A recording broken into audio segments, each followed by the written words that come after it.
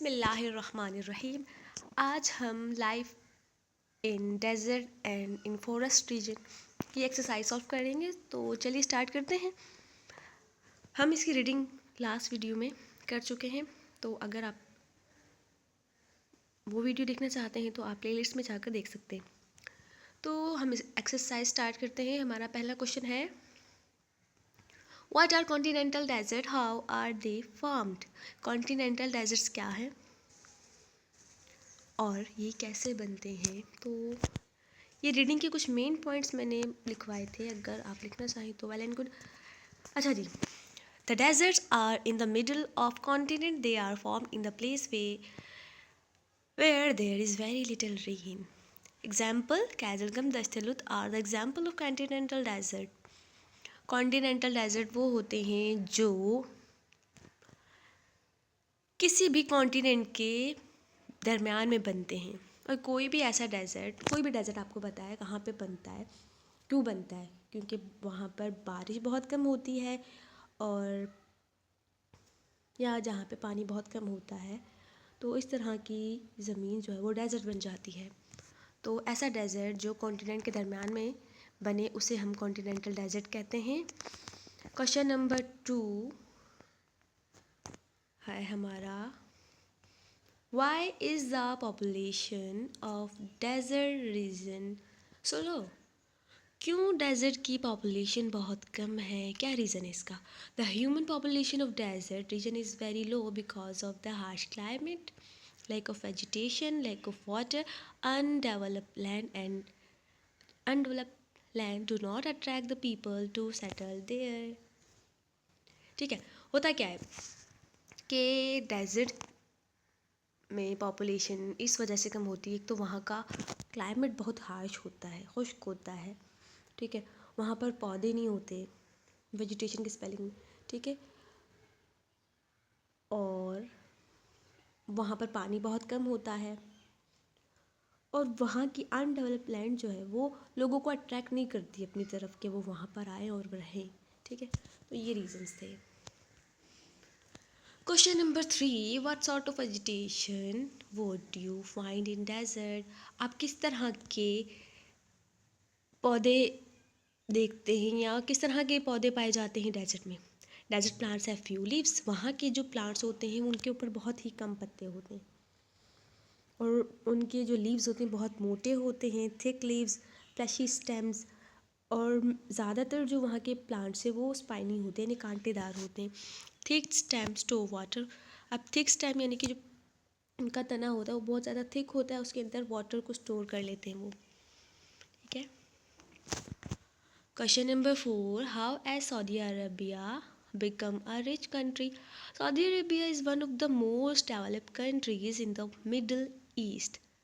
आप जानते हैं कि सऊदी अरेबिया जो है वो हमारा मोस्ट डेवलप यानी तरक्की याफ्ता एक कंट्री है मिडल ईस्ट की तरफ।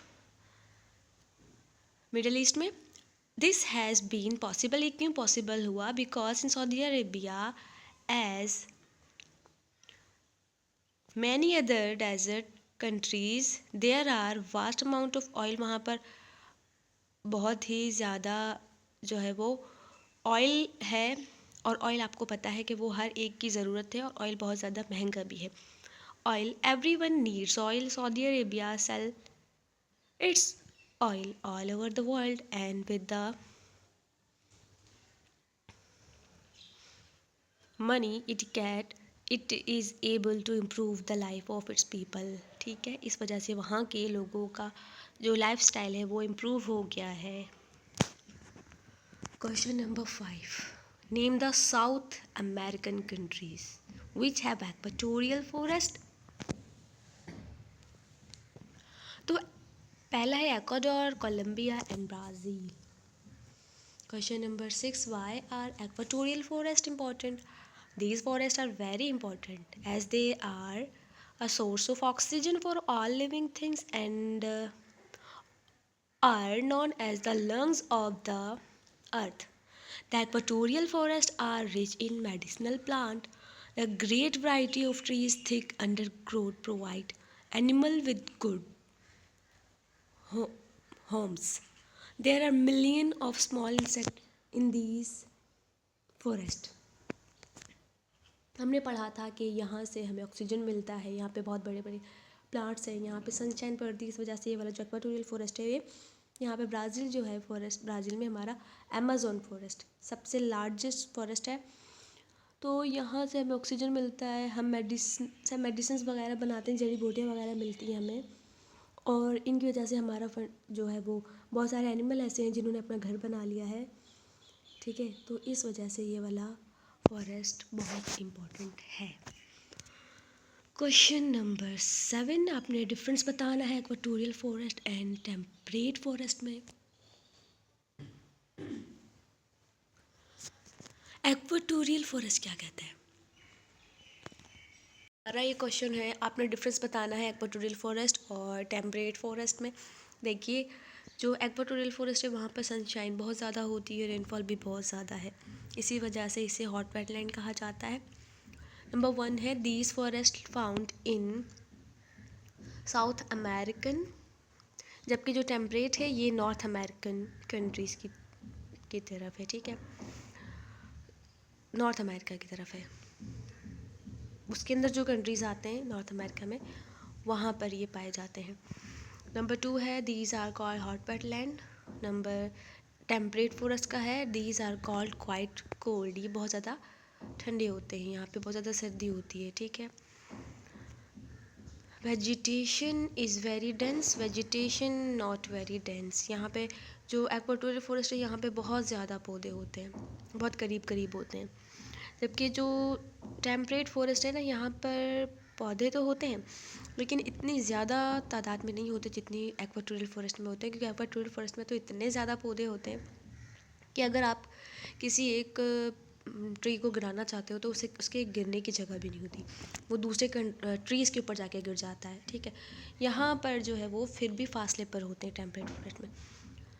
इक्वेटोरियल फॉरेस्ट का लास्ट है डिफ़िकल्ट टू ट्रेवल हेयर। यहाँ पर जाहिर सी बात है जब पौधे ज़्यादा हैं, दरख्त ज़्यादा हैं, तो ट्रैवल करने में बहुत ज़्यादा मुश्किल होती है, जबकि जो टेम्परेट है ईजी टू कट ट्रीज़, यहाँ पर ट्रीज़ को कट करना भी आसान है, ट्रैवल करना भी आसान है। Question number 8, what problem do people living in equatorial forest face.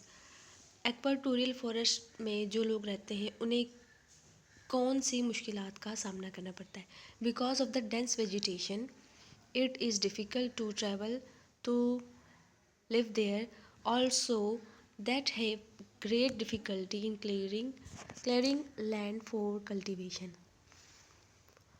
क्योंकि इक्वेटोरियल फॉरेस्ट में बहुत ज़्यादा पौधे होते हैं, इस वजह से वहाँ पे ट्रैवल करना मुश्किल है। वहाँ पर अगर आप कल्टीवेशन यानी काश्तकारी करना चाहते हैं, फसलें लगाना चाहते हैं, तो उसके लिए लैंड को क्लियर करना भी बहुत एक मुश्किल काम होता है।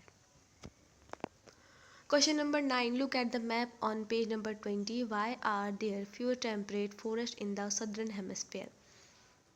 एक होता है नॉर्दर्न हेमिस्फीयर, एक होता है सदर्न हेमिस्फीयर। जो साउथ पोल की तरफ वाला हिस्सा है वो हमारा कहलाएगा सदर्न हेमिस्फीयर। वहाँ पर क्यों कम टेम्परेट फॉरेस्ट है? तो इसका रीज़न ये है because it has less landmark in temperate zone.